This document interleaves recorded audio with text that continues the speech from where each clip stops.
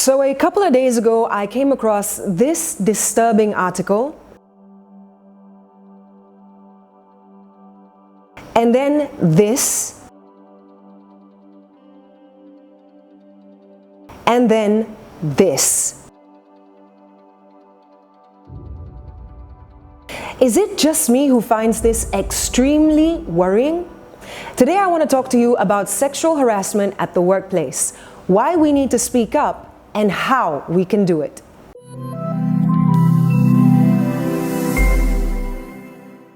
Hi guys, it's Natalie, your public speaking and communication coach. Now let's get straight into it. When was the last time you were sexually harassed at work?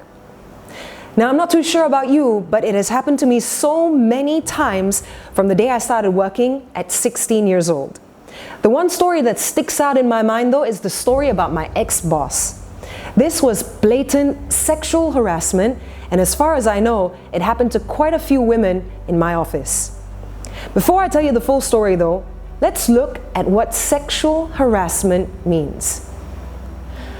It is unwanted, unwelcome, or uninvited behavior of a sexual nature in circumstances in which a reasonable person, having regard to all the circumstances, would have anticipated the possibility that the other person would feel humiliated, intimidated, or offended.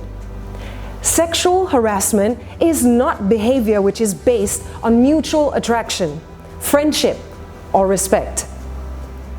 Now, my ex-boss gave out inappropriate sexual remarks constantly, and he did this nearly every time I saw him.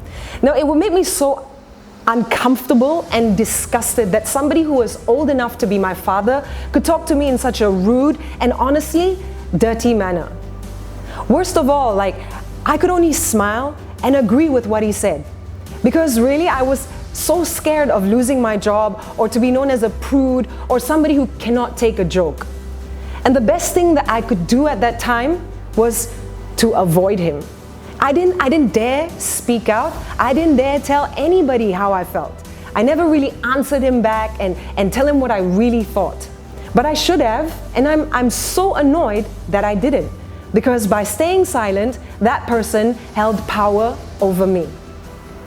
And the truth is, a lot of people feel and do the same thing as I did. Keep quiet and just allow it to happen. But here is the harsh truth. Like it or not, this is gonna be our reality until we start speaking up. So if you are being harassed in the workplace, effective public speaking skills can help you and also others. How do we do this? Well, let's get into it. First things first, make sure you document all the occasions in which you have been harassed. Gather your evidence. You need date, time, place, and if there are any witnesses. When you have enough evidence, it is encouraged for you to confront your harasser. Now I get it, most people would not want a confrontation. However, confrontation is generally in your best interest for two reasons. First, when dealt with correctly, ideally, this should cause the harasser to stop their offensive behavior.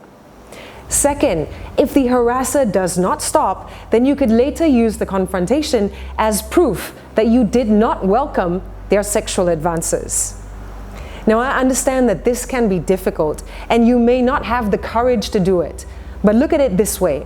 You need to let the other person know what is and what is not acceptable.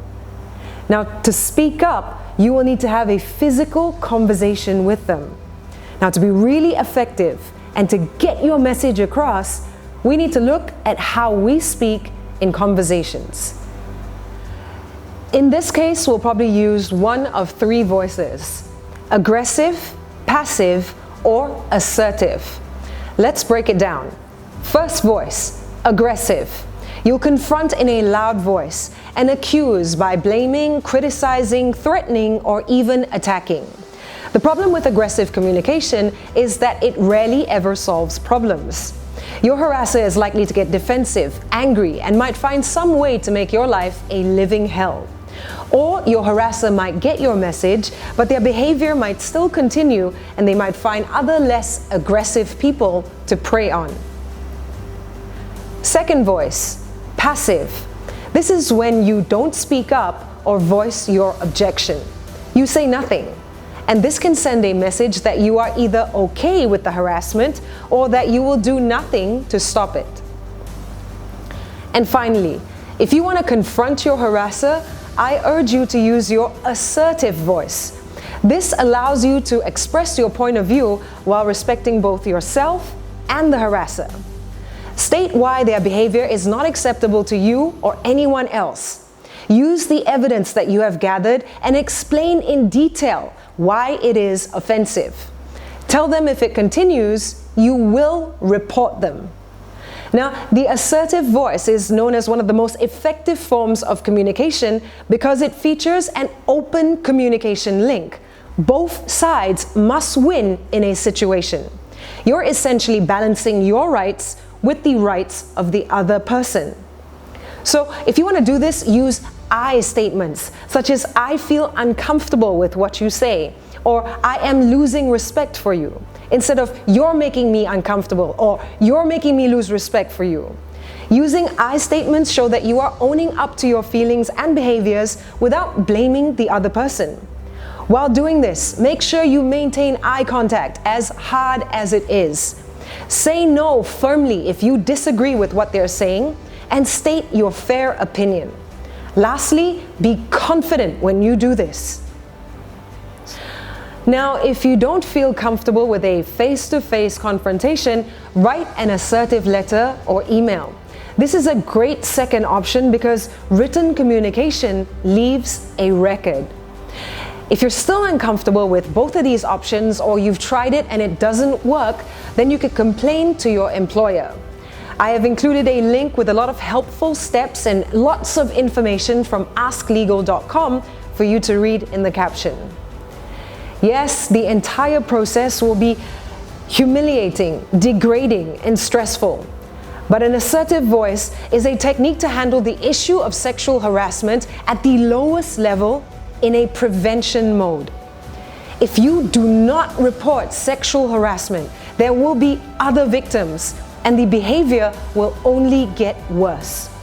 Your employer actually has a duty to keep your workplace free from sexual harassment. It is the law. So stand up for your right to a safe workplace. If you need any motivation or any extra help, or even if you want to chat, get in touch at www.nataliekaniza.com. Do like, comment, and share with anyone who might benefit. Good luck.